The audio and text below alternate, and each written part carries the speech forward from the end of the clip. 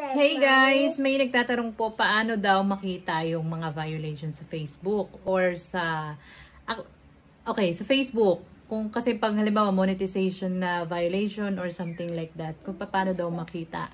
Hindi ko po alam sa page. Pero syempre, once na mayroon kang meta business something, mas madali mo siyang makita kasi naka-indicate na doon. Pero sa katulad ko na Facebook profile lang yung gamit.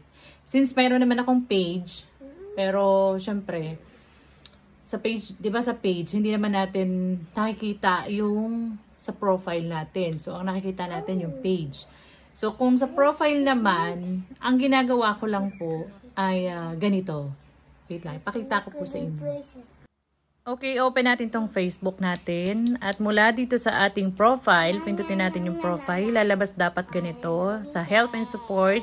Ayan, pindutin natin. Dito sa support inbox. Ito makikita natin your alert. Dito dapat lalabas yung mga violation ninyo na sinabi ni Meta. So, since ako'y walang violation at yan naman na-resolve ko na dati pa. So, yun lang, walang violation. So, ayan po, doon nyo lang makikita ang inyong mga violation na pinakita ni Meta. Yun lang. Yun lang guys. So, yun lang guys. Sana makatulong. Wow. Saan makatulong?